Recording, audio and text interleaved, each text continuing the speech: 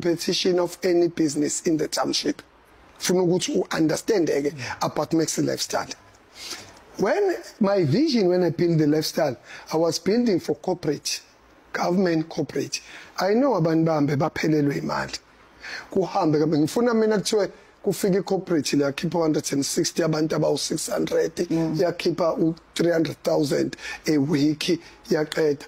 To those people are coming and go, I don't have the interest. And two, when you look at Maxi Lifestyle, is intimidating. Which means technically, I belong here in market. You do a target market when you do business. What is your target market? Don't in business take a target market yabantu abaphuze ingudu ejointini ubabeke Oxter box obahlanganisa ndoni bayaclasha bakhuluma ilanguage engafani. First of all, usuyafika unothi social network kuyabiza. Akubizi. Look at your culture and look at air conditioning. Look at the view. You pay for the view. Look at the parking, paving parking. Look at the branded water. Uzokina utshwana khona exit ufika notshwala bakho ugwazwe awuthindwe la. I'm just making an example because in fact I'm sorry to make an example with these names, not ukuthi I'm undermining them, but I'm telling you ukuthi a target market. When you go to Oxter box, 1 room 1 night 15,000. You don't pay. Lifestyle, we don't sell alcohol, we sell experience. Not alcohol. When you're sitting there, when I'm a view, because I'm a visionary, I see this view before I build it. When we want a social out, yes, I'm not the view. Because I'm a visionary. So, same gefigizolo njobu su coach. Unabadlali figizolo. Ungezi kubadlali with your own attitude when they never understand you first. So manje Max umsindo lo suke einkundleni zokuxhumana ongaka udalwa yini makunjani? Why abantu bedinwe kangaka ngoba cishe kuwo wonke ama comments engiwabonile after kusabalale leya video izolo abantu abekho right, abantu badiniwe. Ngifuna nje ukukhuluma nabantu baseNingizimu Afrika bas understand thina njengabantu abamnyama njoba siphila sama human being. Uma human being wenza uyalenza iphutha mhlambe uthi mangabe ukukhuluma mhlambe kube khona ungawakhethi kahle amagama uthola ukuthi ilento ikhoswe igama olifakile mangabe kuyilesingisi kanti walifaka ngendlela errong. Uma leli gama mekwalifaka ngendlela errong and isahle esidu moya wonke ufika kusona, fanele wazi ukuthi ngawu president ngabe ubani.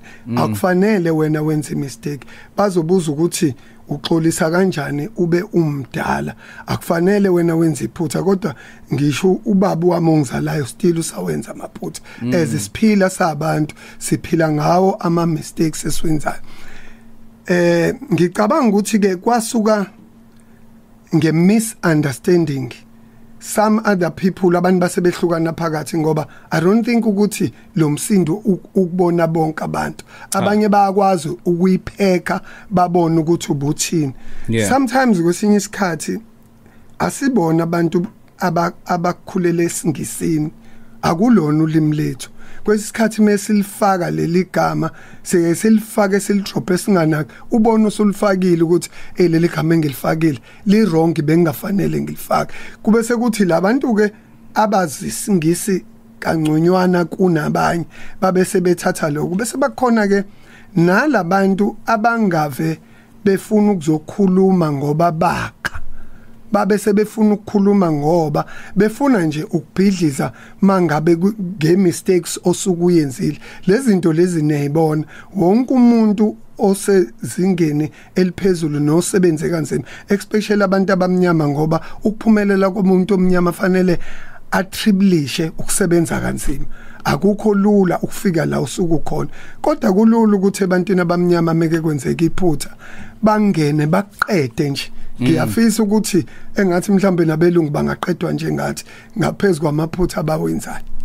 Sikhuluma no Max Mkade emsakazweni Khosi FM la ku Dankie 1223 sikhuluma la ngomsindo osuke enkundleni zokuxhumana ngemva ukuthi kusabaleleke ivideo la akhulume khona mhlawumbe ngendlela engaphathanga kahle abantu abaningi usekhona uzoyikhulumela yena sokudlalela umsindo wayo leyo video leyo uma sibuya nje ngala Ukhozi olumaphiko luhamba phambili imbiko isiphakamiso imbono kanye nezethembiso okungenzeka sivele kule ngxoxo akuzona izokhozi FM nenhlangano yeSABC ukhozi FM luhamba phambili Dankie 1223 usifiso nozindola. Let me tell you, Max's Lifestyle is not the competition of any business in the township.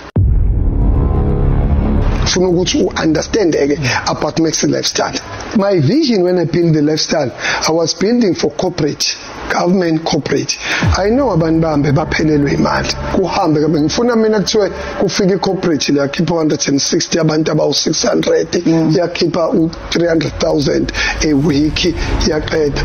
To those people who are coming and go, I don't have an interest. And two, when you look at Max's Lifestyle is intimidating, which means technically I belong in the market. You do a target market when you do business. What is your target market? Look at your culture and look at air conditioning. Look at the view. You pay for the view. Look at the parking, paving parking. Look at the branded water. This ufika notshwala bakho ugwazwe. I'm just making an example because in fact I'm sorry to make example with these names, not ukuthi I'm undermining them, but I'm telling you ukuthi a target market. When you go to Oxbox, 1 room 1 night 15,000. You don't pay. In Lifestyle we don't sell alcohol, we sell experience. Not alcohol. When you're sitting there, when I get to movie view, because I'm a visionary, I see this view before I build it. When we want a social out, yes, I'm not the view.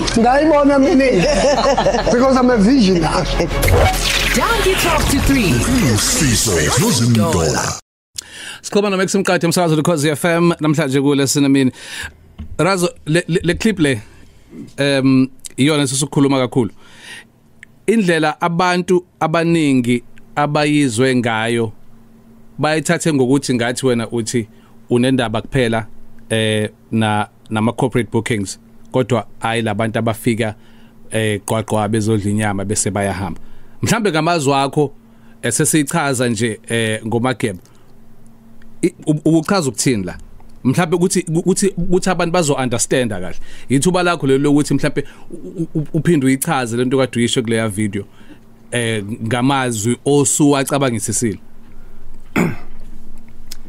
Ngiyabonga ithuba Kings Fiso nasokhosini kuyinto enkulu le yokuthi ngithole leli thuba ukuze nami ngikwazi ukulungisa la ngibona khona ukuthi kube namaphutha nami ngiyabona ukuthi libe khona iphutha la ekukhulumeni kwami ngibe budedengu ukwashelela ulimi ekubeni budedengu kwami angifanelekile engabe ngumuntu okhulume ngalendlela akhulume ngayo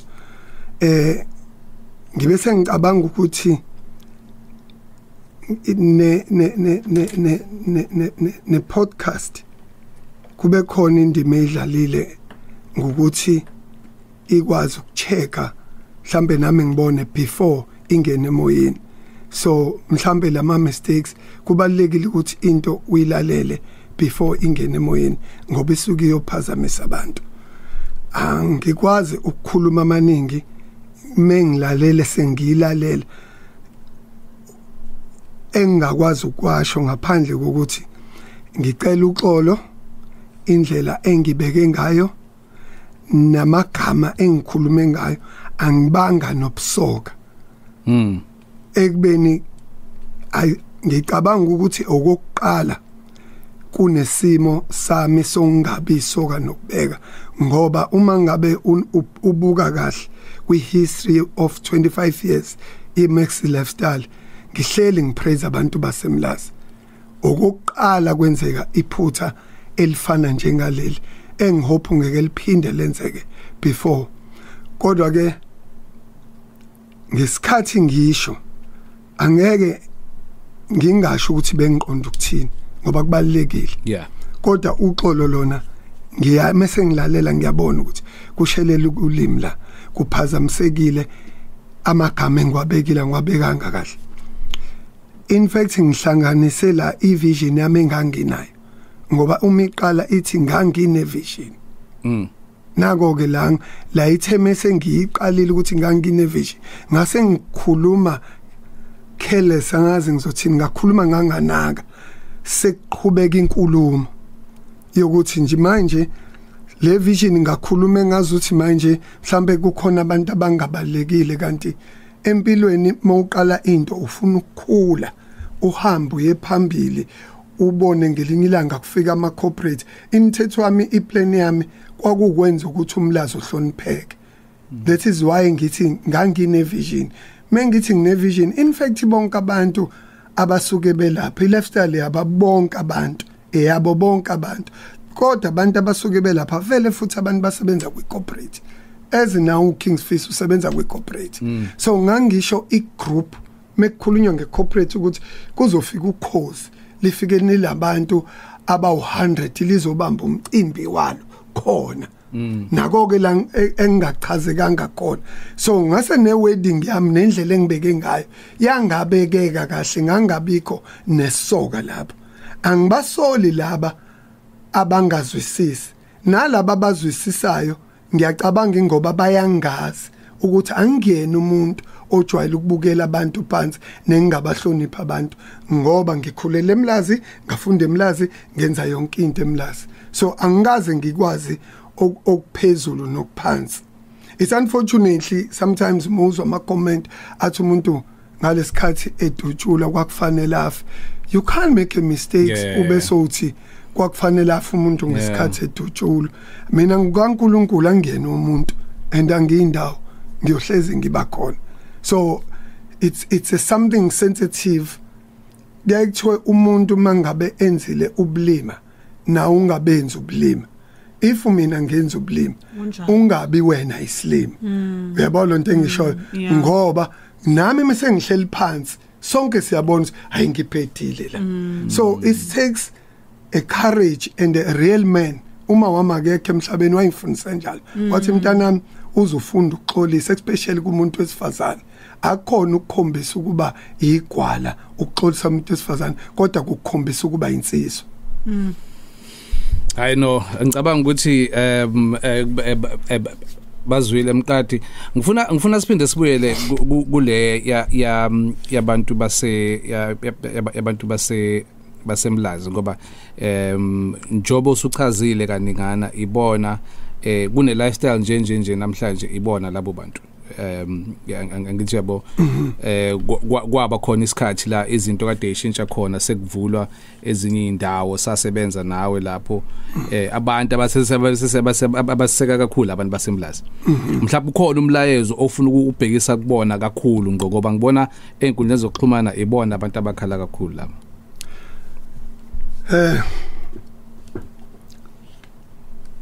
abantu baseMlazi fanele bazi ukuthi ngubhuti wabo ngubaba wabo everything to them bayikho konke futhi kumina even abantu beTheku namaphethelo nabantu bokhamba ngizama ngayo yonke indlela ukuthi lento yehospitality ngiyiphile ihospitality iqala ngisho nangendlela okhuluma ngayo ukuthi ngikhulume kungazwakali kubona ake balandele zonke inkulumo zami babone ukuthi angikaze ngibe umuntu ohlezi ebancoma ohlezi esho ukuthi abantu baseMlazi bayikho konke kuno businessmen abaningi eMlazi nabo bonke ke labantu abanye engikhulume ngabo abanamabhizinisi bengicela nje kufike enhlizweni zabo ukuthi konke ngikukhulumile ngikukhulumeke wrong ngicela nabo banginike ithuba ukuthi hayi